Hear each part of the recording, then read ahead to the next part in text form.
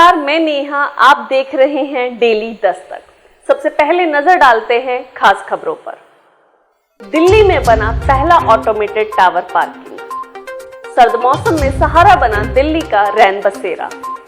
Delhi AIIMS में हुई vaccination drive की शुरुआत। एम्स फ्लाईओवर के पास बना दिल्ली का सबसे बड़ा फव्वारा। आदि महोत्सव में दिखा मिनी इंडिया। वैलेंटाइन पर दिल्ली हाट बना युवाओं की पहली पसंद। दिल्ली में बना पहला ऑटोमेटेड टावर पार्किंग।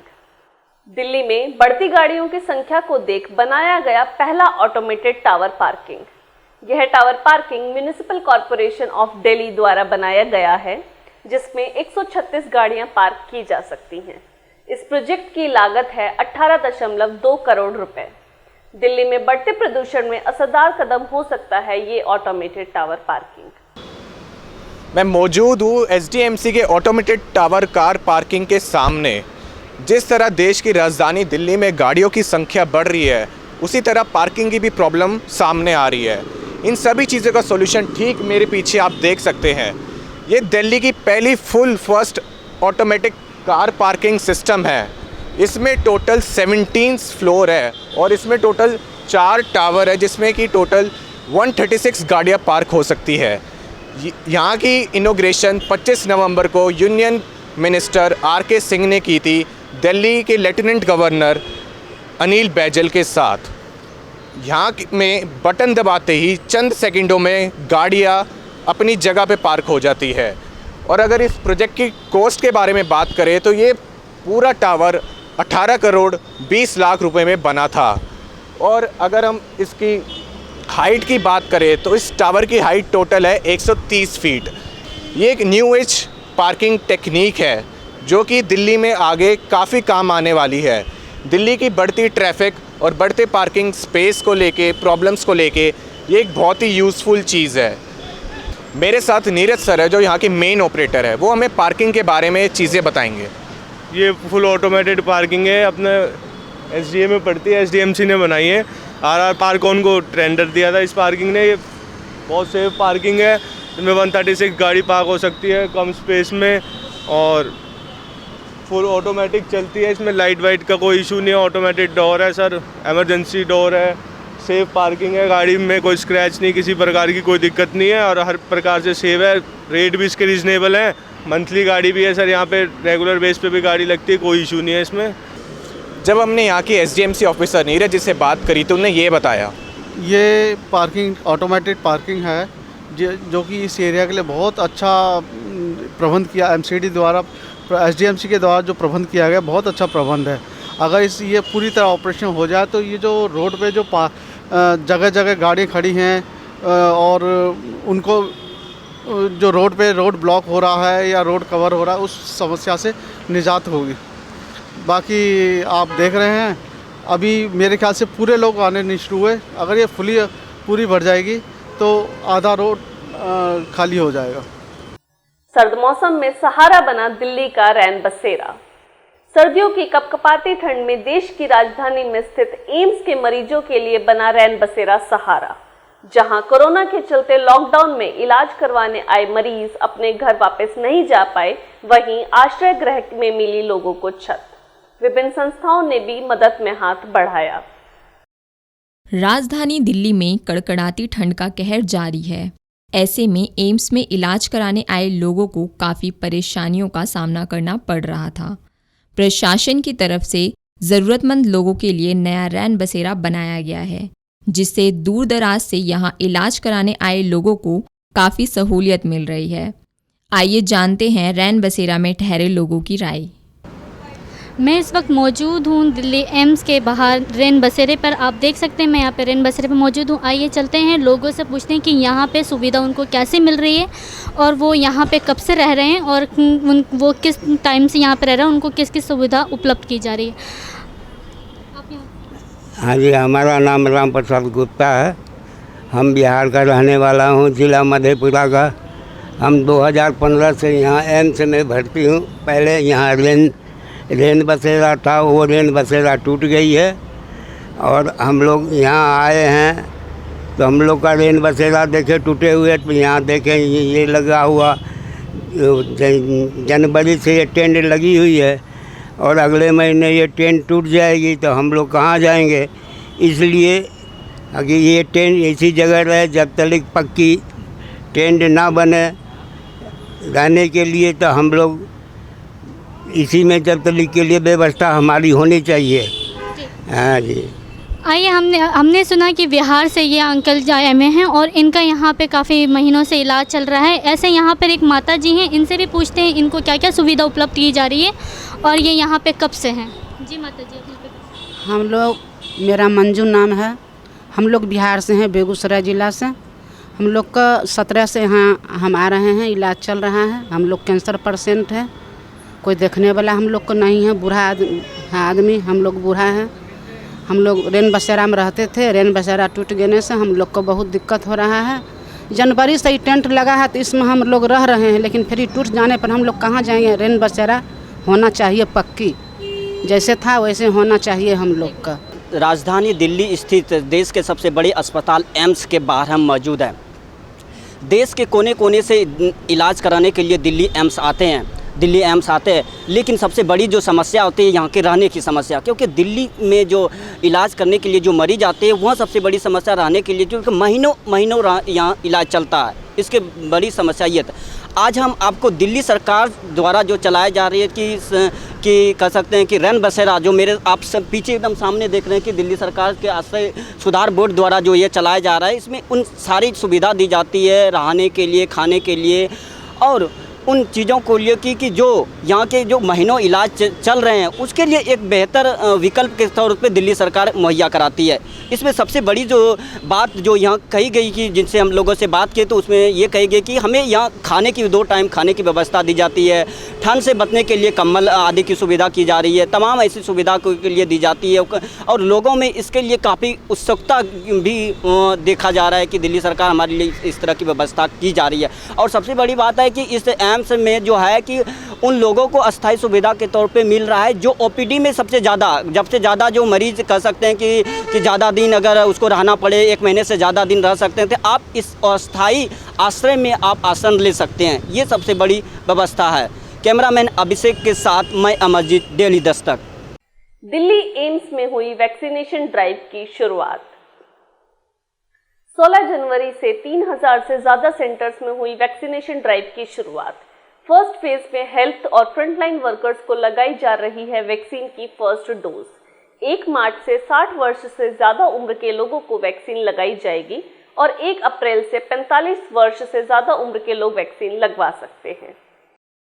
कोविड टीकाकरण अभियान के पहले चरण की शुरुआत 16 जनवरी 2021 से शुरू हुई थी, जिसमें हेल्थ केयर वर्कर्स और फ्रंट लाइन वर्कर्स को वैक्सीन देने में प्राथमिकता दी गई।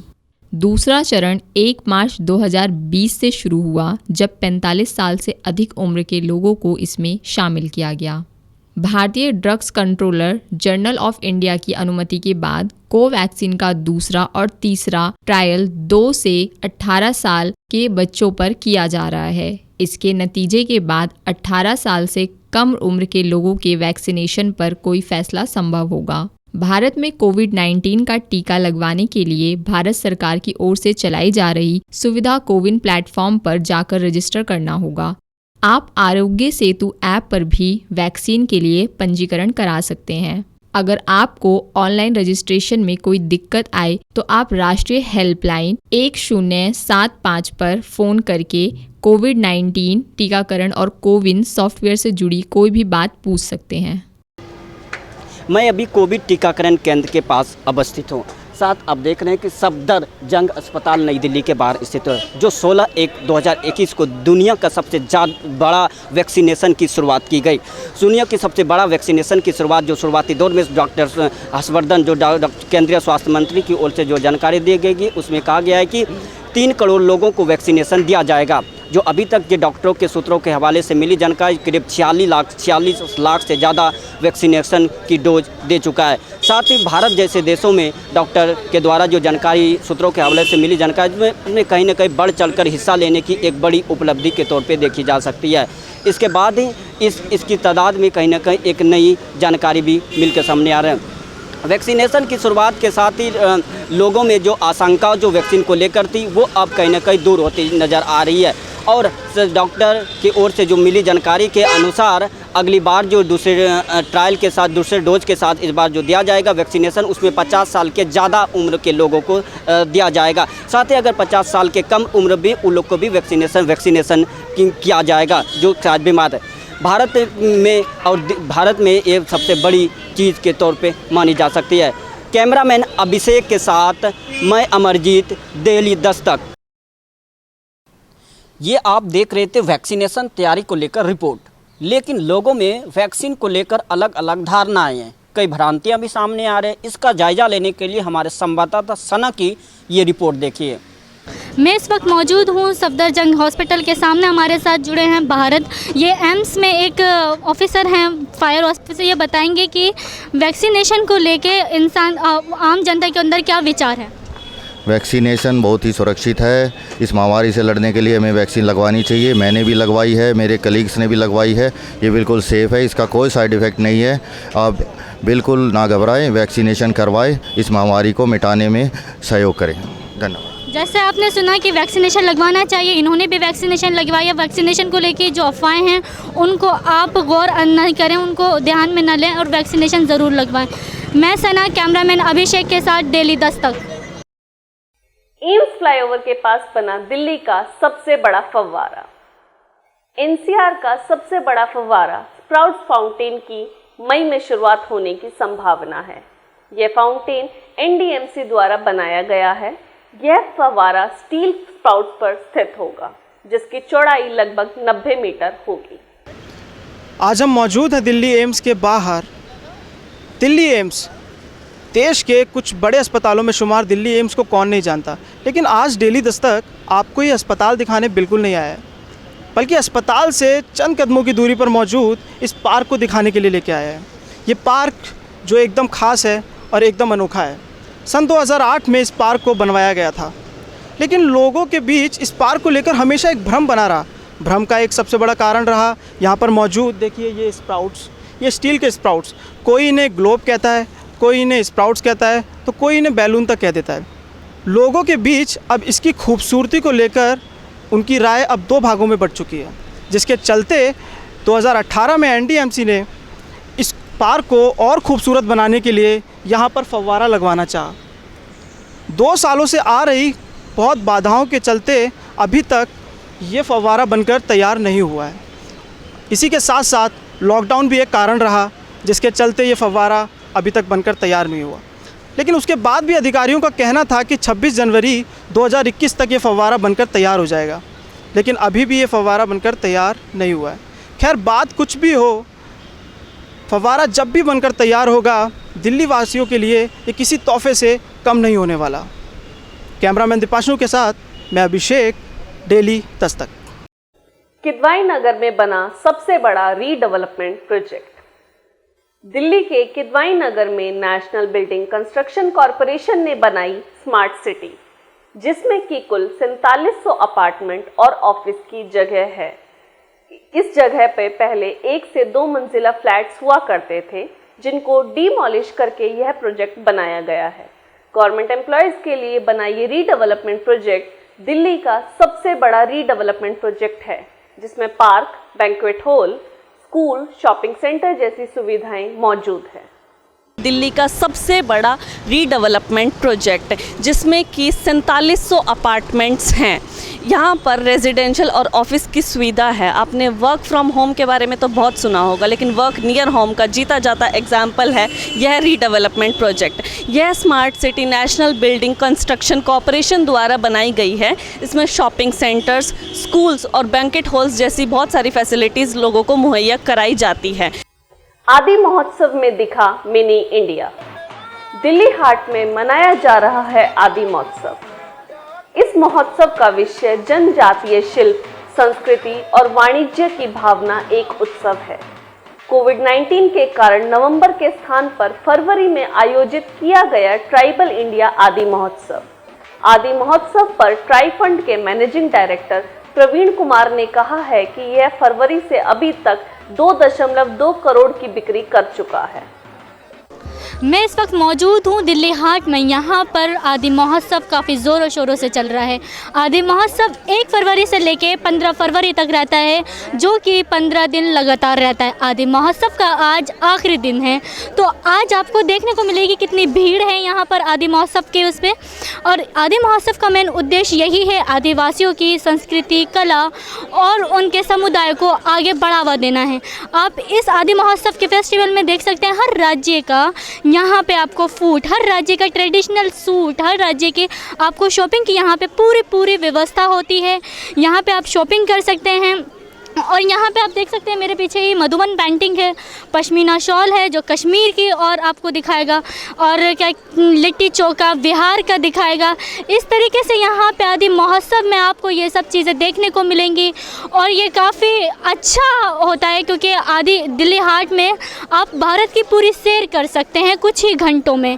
आइए चलते हैं यहाँ पर उड़ीसा से बात करने। एक उड़ीसा का स्टॉल है, यहाँ पर पत्थर के ऊपर चित्रकला बनाते हैं बारीकी से। हमारे साथ हैं रमेश जी, ये बताएंगे कि किस तरीके से है। जी रमेश। हाँ, रमेश सर मुंडा हैं, उड़ीसा से आए हैं। हमारा स्टॉल है 20 नंबर स्टॉल का, ये ट्राइब्स ऑफ इंडिया से आए हैं। और सारे पट्टचित्र, पामलिप कार्विंग हम बनाते हैं यहाँ। सारे ट्राइबल पेंटिंग, उड़ीसा का सारी कला, ये उड़ीसा ट्रेडिशनल पेंटिंग होता है। ये सिर्फ उड़ीसा से ही होता है। ये सारे आयरन लेडी से कार्व होता है पामलिप को पहले, इसका बाद जो ब्लैक इंक लगाएंगे तो इसका अंदर ही चला जाता है। ये उड़ीसा का सबसे पुराना स्टाइल का है। जैसे महाभारत रामायण स्टोरी जैसे होता था पहले, पुराना टाइम में कागज़ नहीं था, इसी टाइम से राजा महाराज टाइम से ही पट्टचित्र होता था। तो आज भी इसी तरीके से ही पामलिप से हम कार्विंग करके बनाते हैं। जैसे रमेश सर ने हमको बताया कि पत्र चित्र की ये उड़ीसा से काफ़ी ट्रेडिशनल है और काफ़ी पुराना है, ये जो सभ्यता को देखा जा रहा है यहाँ पर। यहाँ पे आपको हर राज्य की एक ना एक खूबी और एक ना एक कला देखने को मिलेगी। दिल्ली हाट में 15 दिवसीय आदि महोत्सव की शुरुआत हो गई है। 1 फरवरी से शुरू हुआ यह महोत्सव 15 फरवरी तक चलेगा। सोमवार को देश के उपराष्ट्रपति एम वेंकैया नायडू ने आदि महोत्सव की शुरुआत की।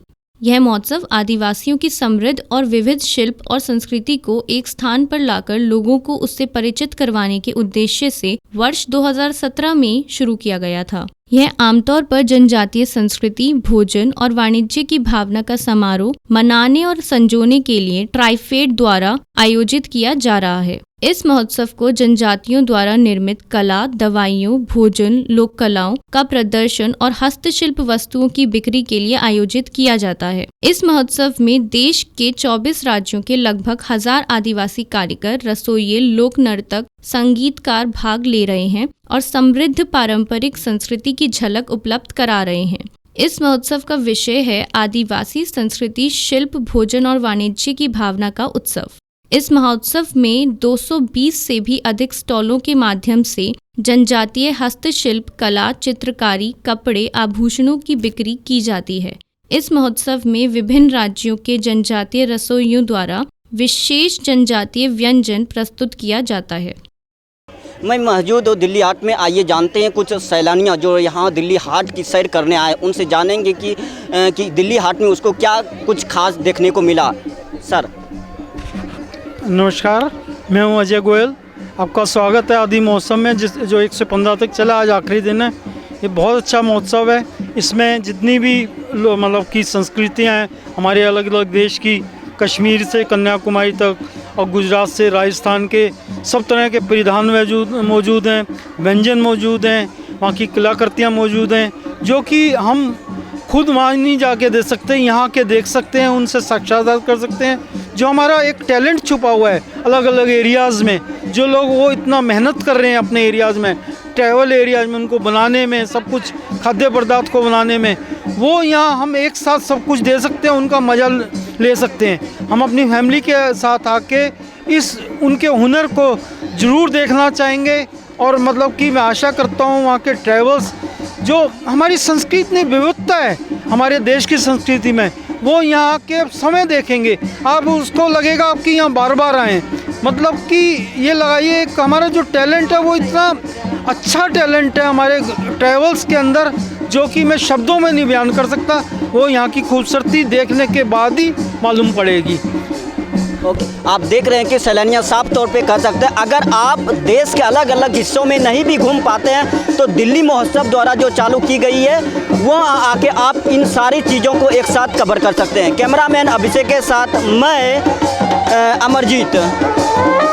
वैलेंटाइन पर दिल्ली हाट बना युवाओं की पहली पसंद। माना जाता है इस दिन युवा अपने प्यार का इजहार करते हैं। आइए जानते हैं लोगों से क्या है उनके लिए वैलेंटाइंस के मायने। वैलेंटाइंस डे को मतलब मार्क किया जाता है as a symbol of love. तो वैसे तो हर कोई रोज़ किसी ना किसी तरीके से प्यार का इजहार करता ही है और गिफ्ट्स भी हम एक दूसरे को देते ही रहते हैं। लेकिन मुझे लगता है जिस तरह हम एक ख़ास दिन मदर्स के लिए डेडिकेट करते हैं, जिसे मदर्स डे कहा जाता है, एक ख़ास दिन फादर के लिए डेडिकेट करते हैं, फ्रेंड्स के लिए करते हैं, तो मुझे लगता है एक स्पेशल वन के लिए भी डेडिकेट कर सकते हैं। और अगर किसी को गिफ्ट देकर अच्छा महसूस होता है और दूसरे को अच्छा लगता है, ये लव्ड फील होता है, तो आई थिंक कोई बुराई नहीं है गिफ्ट देकर इजहार करने में। मुझे लगता है it's okay. And according to me, अगर आप किसी को लव करते ही हो तो स्पेशल डे की नीड नहीं है। भाई आप एनिवर्सरी भी तो बना ही रहे हो, तो वो भी तो आप स्पेशल वन के साथ बना रहे हो, तो वो पर्टिकुलर डे आपके साथ हो गया। अगर आप किसी को पसंद करते हो, प्यार करते हो, तो आपके लिए हर दिन वही होना चाहिए। मतलब स्पेशल डे मेरे हिसाब से नहीं होना चाहिए। और आज के टाइम में ना एक हाइप बन गया वैलेंटाइंस डे का। आजकल के टाइम में मतलब टीन्स के बीच में स्पेशली दे आर लाइक कि वैलेंटाइंस डे, किस day, hug day, etcetera etcetera. I don't think उसकी ज़रूरत है हमें आज के टाइम में। अभी के लिए इतना ही। अब लेते हैं आप सभी से विदा। देश और दुनिया की बाकी खबरों के लिए देखते रहिए डेली दस्तक।